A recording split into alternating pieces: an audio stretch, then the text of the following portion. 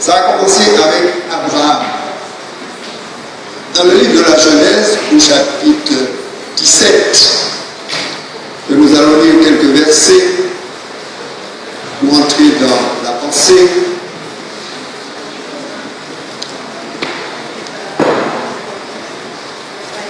Je vais lire les premiers versets, ensuite je vais donner à la sœur à continuer avec moi.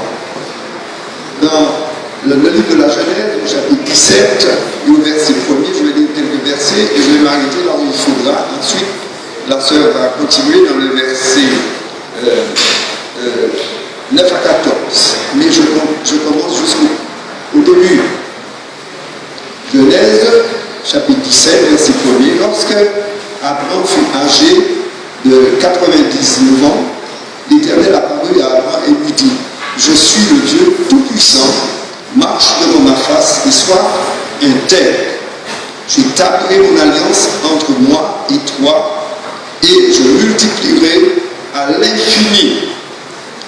Abraham tomba sur sa face, et Dieu lui parla en disant: Voici mon alliance que je fais avec toi, tu deviendras père d'une multitude de nations. On ne t'appellera plus Abraham, mais ton nom sera Abraham, car je te rends père d'une multitude de nations. Je te rendrai fécond à l'infini, je ferai de toi une nation, je ferai de toi des nations, et les rois sortiront pour toi. J'établirai mon alliance entre moi et toi, et tes descendants après toi, selon leur génération, et ce sera une alliance perpétuelle, en vertu de laquelle je serai ton Dieu et celui de ta postérité après toi. Le Seigneur promet à Abraham de traiter une alliance avec lui. Le Seigneur aussi nous a appelés parce qu'il veut traiter une alliance avec nous.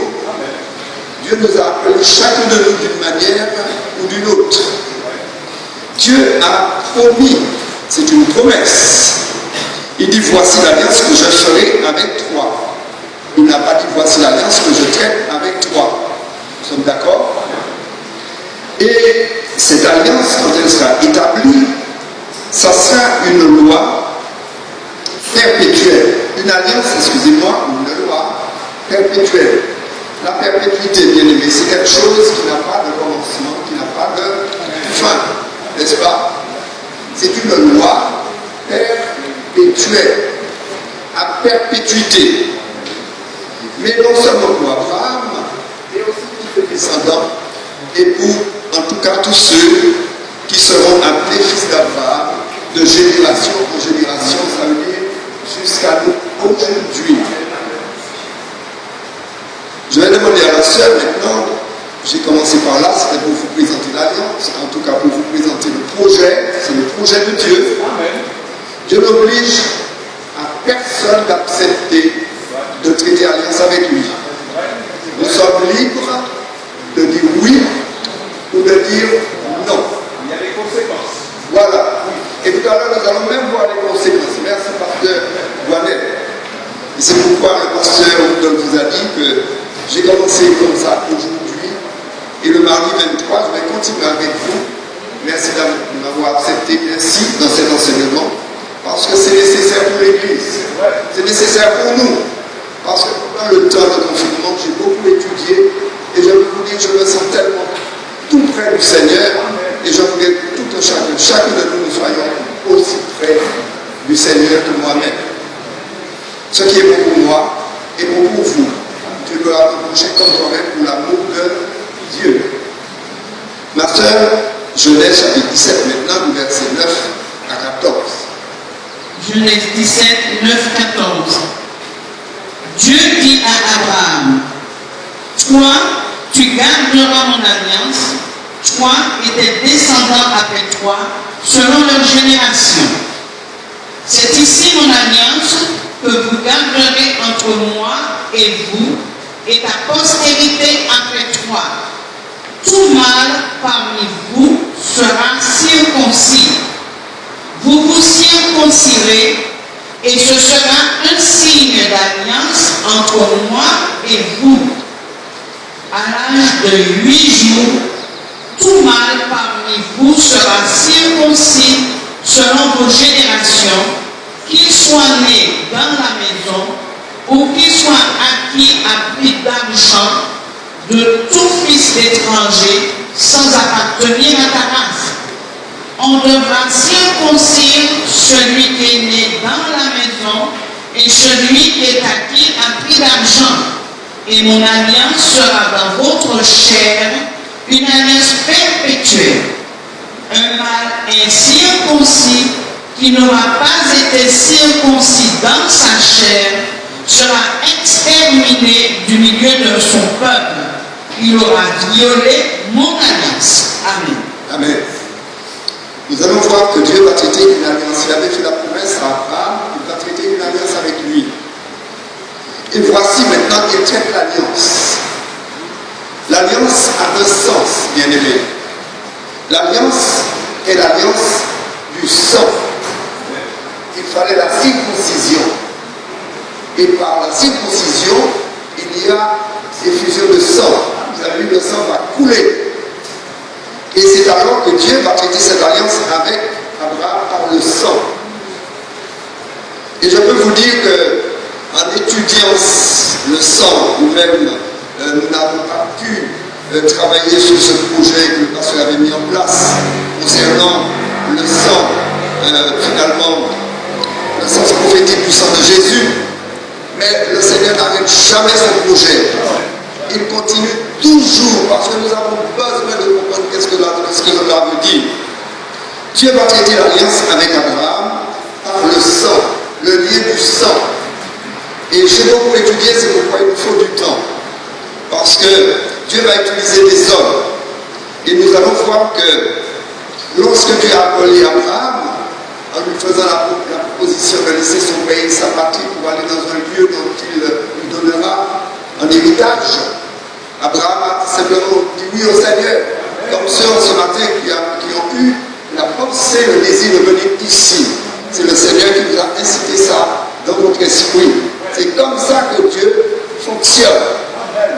Et c'est alors qu'Abraham a dit oui. Et la Bible nous dit qu'il ne savait pas où il allait. Et qu'est-ce qu'il allait, en tout cas, vivre dans ce pays-là. Voilà, Abraham a obéi à Dieu. La foi sans obéissance n'a pas de sens. N'est-ce pas? Puisque la Bible nous dit que c'est par la foi qu'il a obéi. C'est par la foi, vous qui êtes là ce matin, vous avez obéi. Mais la foi ne suffit pas. Il faut plus que cela. Et alors, il faut connaître l'engagement. Et plus tard, voilà que Dieu va traiter une alliance avec Abraham, non seulement avec Abraham, mais pour ses descendants, de génération en génération. Et c'est là où ça m'intéresse ce matin. Parce que nous sommes une génération encore établie par le Seigneur aujourd'hui et qui bénéficie de l'alliance qu'il a traitée avec Abraham par le sang. Nous avons ce matin lu dans le psaume 50 verset 5, que je vais demander à la sœur de rappeler, de relire ce verset que le pasteur a donné ce matin et qui m'a fait tellement de bien parce que j'ai dit l'esprit est uni et Dieu est dans ce lieu. Dieu veut nous parler. Psaume 50, verset 5. Rassemblez-moi mes fidèles qui ont fait alliance avec moi par le sacrifice. Le sacrifice du Seigneur Jésus, c'est le sang qu'il a versé à la croix pour chacun de nous. En tout cas, Dieu a fait une promesse à Abraham. Dieu va utiliser des hommes, parce que plus tard il va dire qu'il est le Dieu d'Abraham, le Dieu d'Isaac et de Jacob. Et Dieu va utiliser un quatrième, et cela nous allons voir ça le mardi dans l'étude, pour que nous puissions comprendre la connexion du chiffre 4, parce que Dieu a utilisé un autre. Et alors, le chiffre 4, nous voyons, est le chiffre de la connexion. Le Seigneur Jésus, puisque nous parlons du sang, il a obéi à la lettre à ce que Dieu avait demandé à Abraham. Vous savez, à l'âge de 8 jours, Jésus a été aussi circoncis, n'est-ce pas? Il a été circoncis, il a obéi à la loi. Il me semble, c'est dans le livre de Luc, au chapitre 2, au verset 21. Luc 2, verset 21. Luc 2, 21.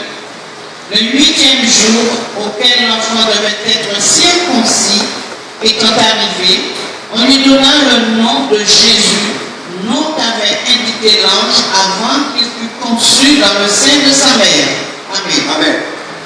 Jésus était reconnu comme un homme comme vous et moi, parce qu'il avait deux natures. En tout cas, il a obéi à la foi où le Seigneur avait établi l'alliance. Et 8 jours après qu'il est né, nous voyons qu'il a été circoncis. Ça veut dire que Jésus a versé le sang une première fois. Je ne vais pas vous donner tous les versets parce que ça fera beaucoup. Le deuxième, je dirais, la deuxième partie que nous allons établir, je vais vous donner tous les versets. Mais je vous dis déjà que maintenant, dans le lieu où les mères se rendent, dans le jardin de Gethsémani, Jésus a transpiré des gouttes de sang. Ça veut dire 2 fois, nous reconnaissons qu'il a saigné. Ça veut dire que le sang a été versé. Une 3e fois, quand on l'a mis sur la croix, on lui a couronné une couronne d'épines et avec un roseau, on frappait sur la couronne d'épines.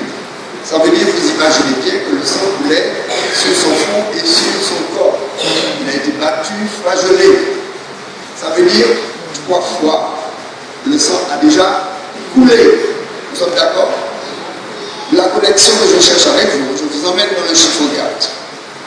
Et quand il est mort sur la croix, un soldat a constaté qu'il était mort et il a percé et une fois de plus, son sang a coulé. D'accord? Et la Bible va dire sans effusion de sang, il n'y a point de pardon. Aujourd'hui, nous pouvons nous poser la question. Au nombre de chrétiens, au nombre de personnes qui disent qu'ils sont à l'évangile, qui aiment le Seigneur, qui marchent dans une communauté quelconque et qui n'appliquent pas, qui n'appliqueraient pas la parole de Dieu à la lettre parce qu'elle est conforme à Dieu. Je vais vous donner la preuve. Car le grand Moïse que Dieu a appelé, Moïse était un homme de Dieu que Dieu a appelé. Cet homme, Dieu lui a parlé. Et je vais vous emmener à lire avec moi dans Exode 4, au verset 24 à 26, pour voir un petit peu la situation. Exode 4, 24, 26. Pendant le voyage, en un lieu où Moïse passa la nuit, l'Éternel l'attaqua et voulut le faire mourir. Séphora prit une pierre aiguë, coupa le prépuce de son fils et le jeta aux pieds de Moïse en disant: Tu es pour moi un époux de sang. Et l'Éternel le laissa. C'est alors qu'elle dit époux de sang à cause de la circoncision. Amen. Amen. Alors nous voyons Moïse a négligé en quelque sorte la volonté de Dieu. Certainement, la Bible ne nous dit pas que Moïse n'était pas circoncis, puisqu'il avait reconnu qu'il était un juif comme les autres. Et voilà qu'il a son fils, un homme que Dieu a choisi, comme il nous a choisi, bien aimé, je veux entrer dans cette dimension avec vous. Un homme que Dieu a eu une relation, Dieu a parlé avec cet homme face à face. Mais cet homme ne remplissait pas toutes les conditions que Dieu avait fixées à Abraham. Il a négligé de circoncire son fils. À cause de cela, Dieu voulait le faire mourir.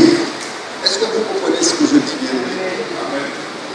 Aujourd'hui, nous qui sommes là, je vais avec vous, nous pouvons être des négligents. Nous pouvons négliger, je dirais, le projet de Dieu, l'alliance que Dieu a traitée avec nous. Parce que nous sommes des êtres négligents. Et c'est pour cela que dans le livre d'Hébreux, au chapitre 2, au verset 3, qu'est-ce que nous lisons là? Hébreux 2, 3. Comment échapperons-nous en négligeant un si grand salut qui, annoncé d'abord par le Seigneur, nous a été confirmé par ceux qui l'ont entendu? Nous voyons bien aimés, nous pouvons être des négligents parce que nous pouvons dire, bon ben, je suis le Seigneur, comme cet homme riche qui disait qu'il ne devait rien à Dieu parce qu'il avait tout observé, n'est-ce pas?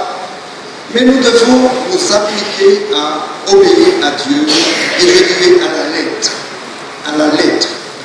Parce que nous ne devons pas négliger ce si grand salut, à savoir le sacrifice de Jésus. Ce sang précieux. Ce sang qui, selon la parole de Dieu et selon Moïse même qui a enseigné la valeur de ce sang. Moïse a en tout cas utilisé le sang des taureaux et des boucs. Mais lisons dans Lévitique au chapitre 12, versets 1 à 8, pour voir ce que Moïse dit ici. Lévitique 12, 1 à 8. Est-ce qu'on va voir si je peux choisir le verset avant de lire, ma soeur? Oui, vas-y. Lévitique 12, 1, 8. L'Éternel parla à Moïse et dit: parle aux enfants d'Israël et dis, lorsqu'une femme... Excuse-moi, je me suis trompé dans le verset. Je savais. Je m'étais un petit peu. Je vais trouver le verset que je cherche. Verset. J'ai dû passer à côté. J'ai dû passer à côté.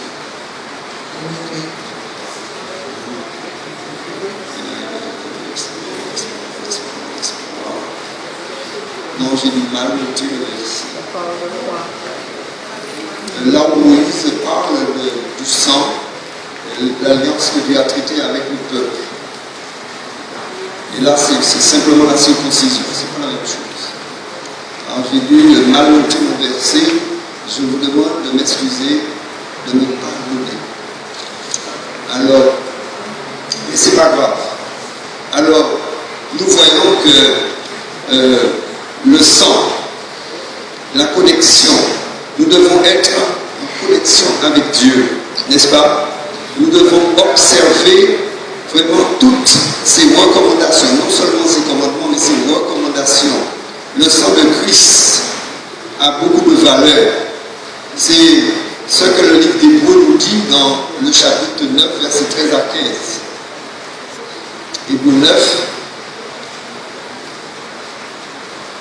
là où je crois que je m'étais trompé, c'est ici. Hébreux 9, 13 à 15. Hébreux 9, 13, 15.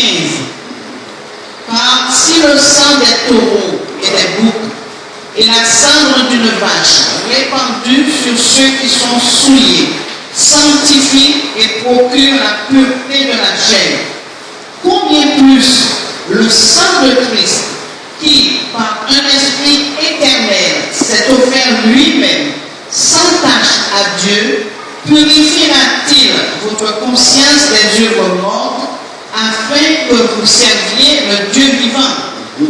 Et c'est pour cela qu'il est le médiateur d'une nouvelle alliance, afin que, la mort étant intervenue pour le rachat des transgressions commises sous la première alliance, ceux qui ont été appelés reçoivent l'héritage éternel qui leur a été promis.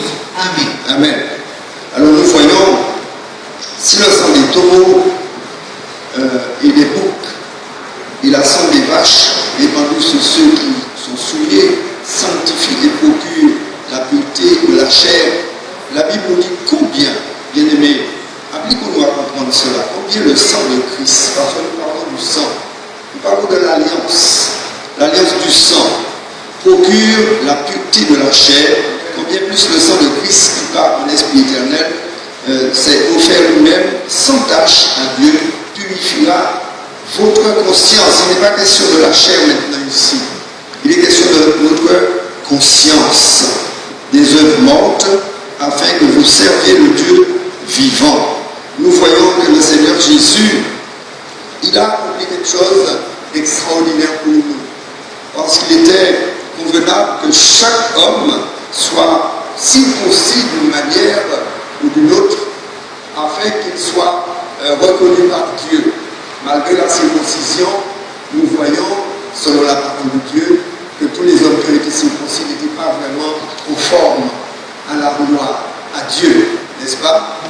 Et Dieu a voulu, il dit, une nouvelle alliance qui n'a pas annulé la première, parce que cette alliance, elle est perpétuelle. C'est une alliance qui est là pour la perpétuité, le sang.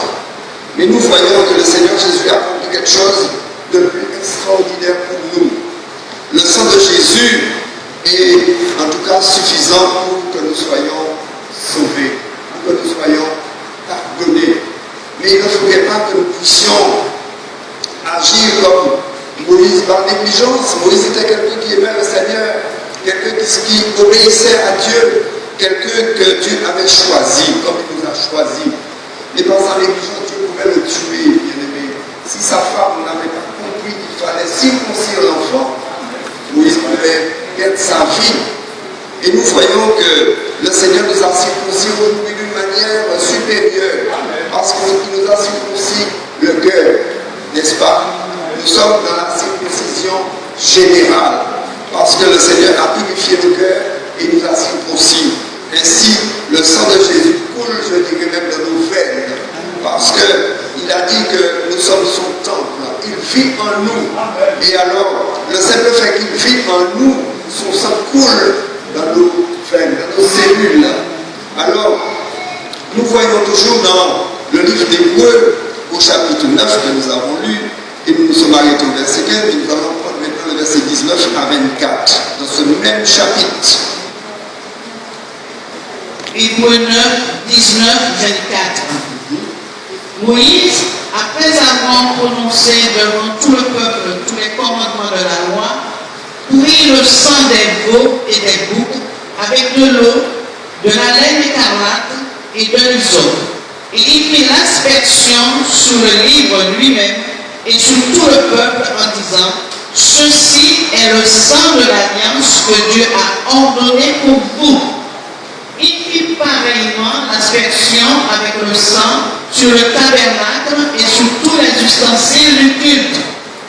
Et presque tout, d'après la loi, est purifié avec du sang, et sans effusion de sang, il n'y a pas de pardon.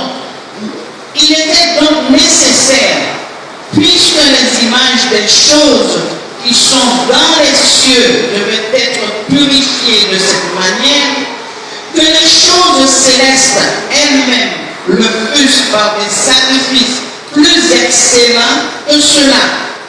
Quand Christ n'est pas entré dans un sanctuaire fait de mains d'hommes, en imitation du véritable, mais il est entré dans le ciel même afin de comparaître maintenant pour nous devant la face de Dieu. Amen. Amen. Alors nous voyons que Moïse rappelle, en tout cas cette alliance du sang. Et nous voyons que la Bible nous dit que le sang de Jésus est de loin supérieur à ce que Moïse a utilisé pour le peuple, n'est-ce pas? Parce que Jésus est entré maintenant dans le ciel avec son propre sang pour inaugurer, je dirais, une place éternelle pour chacun de nous, pour que nous puissions savoir qu'il nous a purifiés, il nous a sauvés, il a accompli merveilleusement le plan de Dieu. Et c'est pour cela que lorsqu'il était sur la terre, bien-aimé, Jésus avait le pouvoir de changer l'eau en vin. Vous êtes d'accord avec moi? Laissez-moi vous dire quelque chose ce matin, bien-aimé. Nous qui participons à la Sainte Seine, nous qui avons accepté le projet de Dieu, je vais entrer dans le projet avec vous. Nous qui avons accepté, comme il est dit dans le livre des Actes des Apôtres, chapitre 2, lorsque la question a été posée, ceux qui marchaient sous la loi, bien entendu, et qui doutaient de leur salut parce qu'ils étaient un petit peu déroutés, posant la question aux apôtres, « Frère, que ferions-nous? Qu'est-ce que nous devons faire ?» Et les apôtres leur ont répondu par l'apôtre Pierre, « Repentez-vous que chacun de vous soit baptisé au nom de Jésus-Christ pour le pardon de vos péchés et vous recevez le don du Saint-Esprit. » Voilà comment nous devons nous engager avec le Seigneur pour accepter le sacrifice qu'il a accompli pour nous à la croix. Maintenant, le Seigneur, il est dit dans ce même chapitre des Actes des Apôtres, chapitre 2 et au verset 47, le Seigneur ajoutait chaque jour à l'Église ceux qui étaient sauvés. Et tous ceux qui étaient sauvés, ils rompaient le pain chaque jour, n'est-ce pas, en prenant le pain et le vin qui rappelaient le sacrifice du Seigneur Jésus. Vous qui prenez la Sainte Seine, nous qui prenons la Sainte Seine, nous devons savoir que le Seigneur Jésus, par sa toute puissance, a déjà transformé le vin que nous buvons par son propre sang, n'est-ce pas? C'est un symbole. Mais aussi, nous pouvons dire, c'est un miracle de Dieu. Parce qu'il va nous dire toutes les fois que vous mangerez ce pain et que vous buvrez ce sang, vous vous rappelez que c'est ceci qu'il a accompli pour vous. Parce que la Sainte Seine que nous connaissons un petit peu lorsque nous le faisons le premier dimanche du mois, les premiers chrétiens le faisaient pratiquement tous les jours. Mais il ne nous est pas demandé de le faire tous les jours. L'apôtre Paul va rappeler ce que Jésus lui-même avait fait dans le livre de 1 Corinthiens au chapitre 11, au verset 23. Qu'est-ce que Paul va nous enseigner?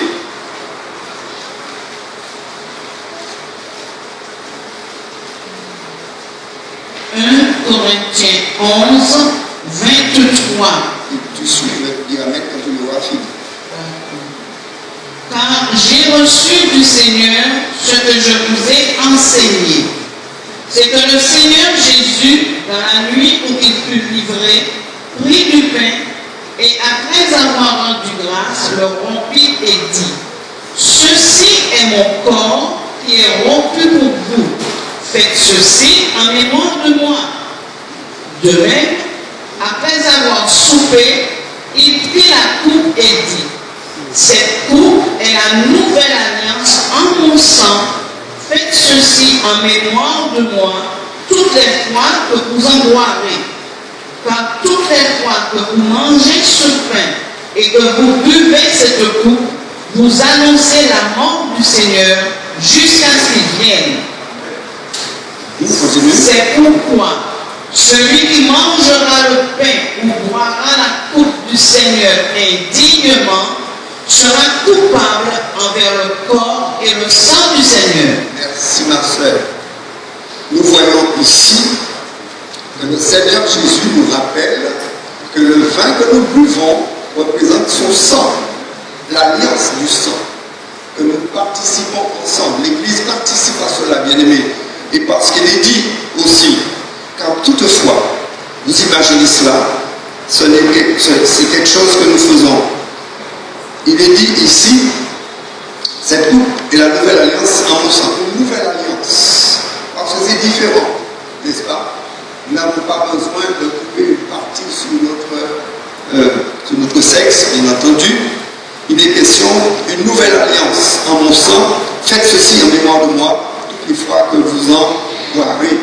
Quand nous buvons ce vin, bien-aimé, comme je vous l'ai dit, le Seigneur Jésus a pu transformer de l'eau en vin. Mais il peut aussi transformer le vin en sang, n'est-ce pas? Ça veut dire que c'est une communication, une communion que nous avons avec Dieu. Nous utilisons le sang du Seigneur et nous le buvons dans ce sens. Alors, rappelez-vous, bien-aimés, que nous ne devons pas faire ces choses-là à la légère. Nous devons comprendre que lorsque nous le faisons, nous nous rappelons de tout ce qu'il a subi sur la croix à cause de nous, à cause de nos péchés. Ce qu'il a fait sur la croix, ce qu'il a subi, c'est à cause de nos péchés, c'est à cause de nos malédictions. Parce que la Bible nous dit que sur la croix, il a pris non seulement nos péchés, mais nos malédictions, n'est-ce pas? Et si nous prenons à la légère, si nous faisons à la légère ce que la Bible, en tout cas, nous donne comme exemple, eh bien, nous sommes des insensés, nous sommes des négligents. Nous disons, tellement de gens disent que le Seigneur est tellement bon. Les gens croient que Dieu, j'étudie un petit peu dans ce sens-là, Dieu est bon. Celui qui est très bon. Et c'est celui qui bénit, c'est lui-même qui maudit. Vous savez ça. Dieu peut bénir, Dieu peut maudire. C'est ainsi qu'il a parlé en tout cas, à Caïn. Il a averti Caïn, n'est-ce pas?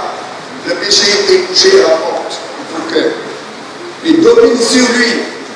Et quand Caïn a tué Abel, le Seigneur lui a dit, maintenant tu seras maudit au milieu des hommes. Bien aimé, le sang parle. Le sang a une communication, une relation avec Dieu. Quand Dieu parle ici à Caïn, dont je viens de faire allusion, Caïn tue Abel, et le Seigneur dit dans le livre de la Genèse que le sang d'Abel maintenant crie vers moi au ciel. Il n'a pas dit que Abel a parlé, il n'a pas dit que la chair d'Abel a parlé, il a dit que le sang d'Abel, le sang parle. Vous savez ça? Dieu a utilisé le sang comme l'alliance. Et quand nous allons comprendre la connexion de ce que Dieu a accompli pour nous en Jésus-Christ, c'est alors que nous allons comprendre la valeur du chiffre 4. J'ai dit dans le Samuel, il a utilisé 4 hommes. Je suis venu là-bas, Isaac et Jacob. Et le m'a dit, je vous laisse en suspens, je vais vous donner le 4e, je vais vous donner le pouvoir. Parce que Dieu a utilisé puissamment cet homme-là. Je vous dis d'avance que ce n'est pas Moïse, ce n'est pas Josué, ce n'est pas David. Je vous laisse chercher. Alors, et dans cette connexion avec le sang, dont je vous rappelle que Jésus a fait couler le sang à l'âge de 8 jours. 8 jours sont passés après sa naissance. Son nom n'était pas encore connu des hommes. C'est 8 jours après, lorsqu'il a été circoncis, on lui a donné le nom de Jésus. Le nom qui est au-dessus de tout nom. Le nom qui peut sauver parfaitement tous ceux qui s'approchent de lui par la foi et par l'obéissance. Et alors, nous voyons le sang à l'âge de 8 jours dans le jardin de Gethsémani, au début, lorsqu'il a été sur la croix, et ensuite, parce qu'on a percé pour que le sang coule. Le chiffre 4. Qu'est-ce que Jésus a accompli par ce chiffre de la connexion? Lorsqu'il va dire dans son évangile de Jean, au chapitre 2, je crois au verset 12, que je n'ai pas noté, maintenant à tous ceux qui l'ont reçu, à ceux qui ont reçu Jésus comme sauveur personnel, il leur a donné le pouvoir de devenir enfants de Dieu. Bien aimé, le pouvoir de devenir enfant de Dieu. Ce que Adam avait reçu et que Dieu a volé. Dieu a volé l'intelligence des hommes par le péché, par la désobéissance. Excuse-moi, Satan, merci parce que vous suivez. Satan a volé l'intelligence de l'homme parce que Dieu lui avait donné l'intelligence. Dieu lui avait donné la domination. Amen. Dieu lui avait donné l'autorité. Amen. Dieu lui avait donné le pouvoir. Et après le péché, eh bien, il a reconnu qu'il était nul, qu'il était sans valeur, sans force. Et plus que nous avançons encore, je dirais dans cette génération dont la Bible nous parle, plus que les hommes sont ignorants concernant le Seigneur, n'est-ce pas? Il y a des hommes qui sont des super cerveaux, ils sont des intellectuels, ils ont de l'intelligence à faire, qui voler des avions, à faire descendre les sous-marins, à faire des choses extraordinaires. Et regarde un petit peu l'évolution de la science, le portable avec tous les équipements qui suivent. Il y a des hommes qui sont super intelligents. Et aujourd'hui, les hommes sont, je vais employer un mot, pardonnez-moi l'expression, sont devenus couillons parce qu'ils n'ont pas d'intelligence. Ils ne savent même pas d'où ils viennent. Ils ne connaissent pas leur Dieu. Ils ne se connaissent même pas. Si tu ne connais pas Dieu, tu ne peux pas te connaître toi, qui tu es. Tu ne sais même pas que tu es une créature de Dieu. Tu ne sais même pas que Dieu a déjà payé tout ce qu'il fallait pour que tu sois sauvé. Et c'est alors que les hommes sont devenus des ignorants. Les hommes suivent des hommes. Ils suivent des religions. Je connais des religieux. Je connais des hommes, mais ils peuvent donner leur vie pour supporter un homme. Et Dieu ne nous a pas appelés à suivre une religion, bien aimé. Dieu nous a appelés à suivre vraiment, je dirais, un exemple modèle, un super modèle, qui est Jésus-Christ. Et nous avons lu que nous ne devons pas négliger ce si grand salut. Ce n'est pas quelque chose que nous devons prendre à la légère. Le sacrifice de Christ a tellement de valeur. Ce sacrifice-là nous redonne l'intelligence que Satan nous avait volée. Amen. Nous pouvons savoir qui nous sommes. Et nous pouvons connaître notre Dieu, qui il est. Nous pouvons connaître vraiment sa volonté. Nous pouvons tout attendre de lui. Et nous pouvons même dépendre de lui. Et lorsque nous dépendons de lui, nous sommes des hommes heureux. Nous sommes des hommes tranquilles. Nous ne craignons rien. Puisque nous avançons dans ce monde, puisque nous entendons des choses, Dieu parle par des signes, bien-aimés. C'est ce qu'il avait déjà dit. Il parlera par des signes. Le monde est frappé par cette épidémie, mais lorsque nous pensons que ça va s'arrêter, nous voyons ça recommence. Les hommes, ils sont troublés, les nations sont troublées. Lorsque les nations vont paix, le bruit soudainement surviendra. Les hommes sont surpris par ce qui se fait. Et ils cherchent une solution. Mais ils ne cherchent pas la solution en Dieu. La solution se trouve en Jésus-Christ.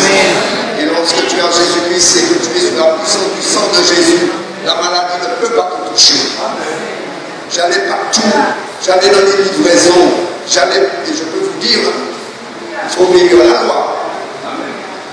J'avais souvent un masque ici, mais jamais je l'ai mis là. Je ne veux rien du tout. Je suis comme le Seigneur lorsqu'il conduisait son peuple en Égypte et dont le peuple était sous l'autorité de la puissance du sang. Lorsqu'il dit l'ange de la mort passera et il verra le sang qui est sur les poteaux, sur les linteaux, il passera outre. C'est à ce Dieu-là que je crois. Je crois à la puissance du sang de Jésus. Si je ne vais pas vous dire de ne pas porter le masque, nous sommes libres de le faire. De ne pas embrasser, nous sommes libres de le faire. Je n'ai peur de rien. Si j'ai peur de quelque chose, ça veut dire que je n'ai pas la foi en Jésus-Christ. Et c'est pourquoi je suis libre. Je respecte tous ceux qui prennent des précautions, il faut le prendre. Je connais quelqu'un qui a une voiture au vente. La personne ne veut pas recevoir le chèque. Parce que si on lui remet le chèque et on est contaminé, il sera contaminé. Il n'a pas d'argent en espèces. Parce que si les billets sont contaminés, il sera contaminé. Il faut trouver une solution pour verser l'argent sur un compte quelconque. Je connais quelqu'un dont une personne a été malade, justement, et lui a envoyé un chèque de 700 €. La personne ne veut pas toucher à ce chèque pour verser ce chèque-là sur son compte. Même en mettant le bain, il pouvait le faire. Et moi, je disais, mais s'il pouvait me remettre ce chèque-là, j'allais prendre ça comme ça, j'allais essayer de mettre ça dans le regard, bien entendu. Bien aimé, lorsque nous croyons en Dieu, nous sommes à l'abri de tout danger. Le Seigneur est avec nous. Il a dit, s'il est avec nous, qui sera contre nous? Et j'ai lu dans le livre d'Éphésiens que ni la hauteur, ni la profondeur, ni la largeur, ni rien ne pourra nous séparer de l'amour, ni des puissances de ce monde, ni les créatures quelconques, ni la mort, ni la vie. Il dit ni la mort, ni la vie ne pourra nous séparer de l'amour de Dieu qui est manifesté pour nous en Jésus-Christ. C'est alors que je marche dans cette assurance-là. Et si la mort doit me toucher aujourd'hui, je serai bien heureux parce que la Paul dit la mort est un bien. Alors qu'est-ce que j'ai à perdre sur cette terre? J'ai tout à gagner. Vous savez, si ce matin je suis là et j'étais invité devant vous, c'est parce que le Seigneur l'a voulu. S'il ne voulait pas, je serais déjà parti, n'est-ce pas? Le coronavirus pouvait me porter. Et Dieu veut que je sois là ce matin. Cette église soit éclairée pour que nous puissions voir que le sang de Jésus a une valeur éternelle.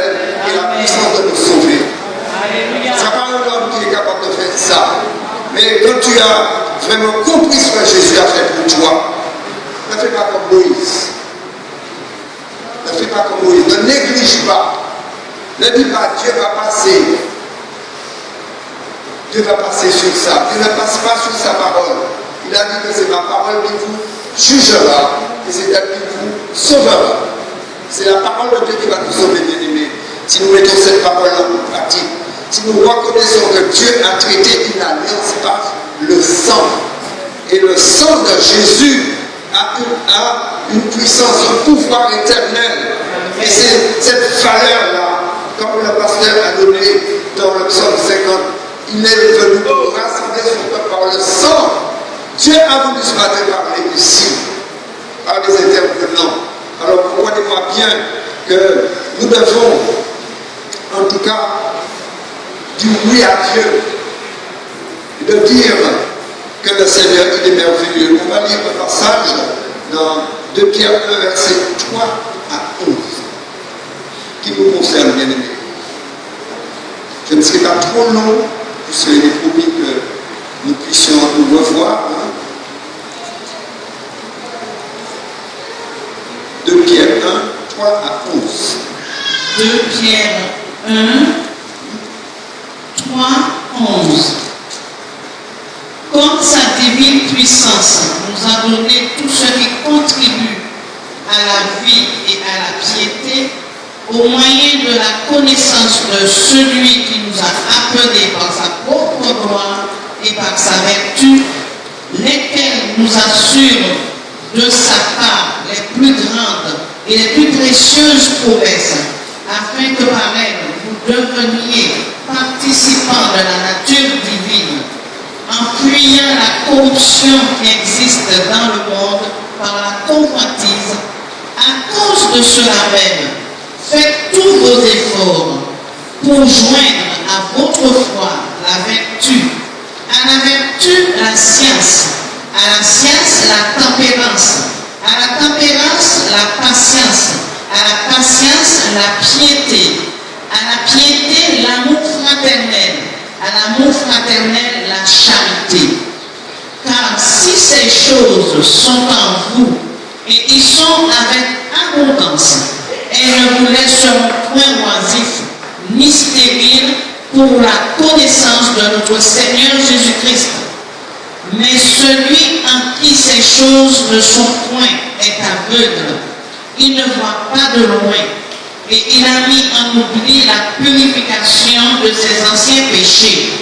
C'est pourquoi, frères, appliquez-vous d'autant plus à affermir votre vocation et votre élection, car en faisant cela, vous ne broncherez jamais.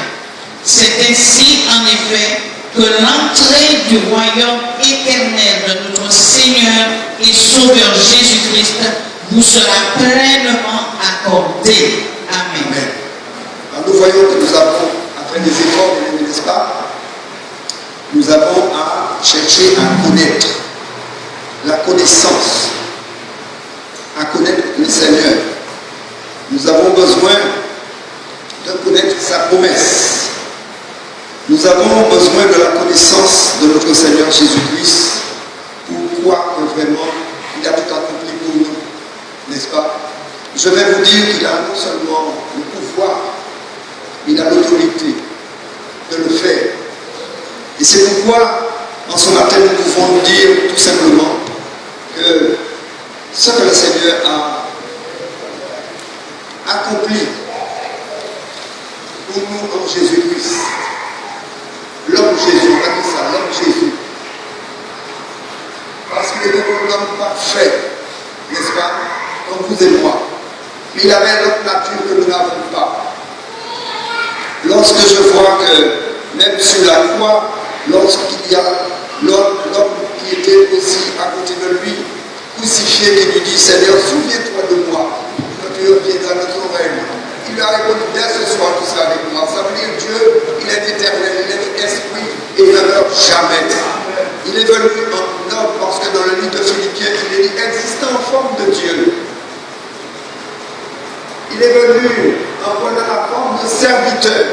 C'est lui, la Bible nous dit, Dieu s'est humilié, c'est mais il est resté le même. Dieu ne change pas, bien-aimé. Et ce qu'il avait promis à Abraham, ce qu'il promet à chacun de nous. Afin que nous puissions respecter, je dirais, cette promesse que Dieu a traitée avec nous, pour que nous puissions savoir que rien ne peut nous empêcher d'être sauvés. C'est quelqu'un qui n'a pas l'assurance de son salut, c'est quelqu'un qui est vacillant, c'est quelqu'un qui est taponnant, c'est quelqu'un qui ne connaît pas Dieu. Et si tu connais Dieu, ne néglige pas, comme nous avons lu dans le livre d'Hébreux, ceci mon salut. C'est lui qui a tout accompli, ce n'est pas quelque chose que nous avons fait, bien-aimés. C'est Dieu qui a fait cela pour nous. Ce matin, je voudrais que nous puissions nous engager sur cette foi de liberté, de dire, je suis prêt à suivre le Seigneur, vaille que vaille, sans broncher. Et je crois que, comme nous avons trouvé que Dieu a fait cette promesse à Abraham, Dieu a dit à Abraham, voici l'alliance que je traiterai avec toi ou avec vous. Et le jour est venu dont il a traité cette alliance avec Abraham. Dieu a appelé Abraham. Abraham a répondu oui, mais il fallait plus que cela, n'est-ce pas? Il fallait s'engager avec lui. Peut-être que nous avons déjà fait un pas, mais Dieu veut que nous allions jusqu'au bout, pour que nous puissions être dans la foi, pour être sûrs que nous sommes sauvés. Et ceux qui sont sauvés, ce sont ceux qui vont donner raison à ce sacrifice que Jésus a accompli sur la croix en versant son sang précieux pour que ce matin nous soyons libres de pouvoir dire merci Seigneur. Disons merci Seigneur. Quand vous entendre ça avec clameur. Merci Seigneur pour ce sang. Que tu as accompli pour moi. Je déclare dans ce lieu ce matin que je suis sauvé.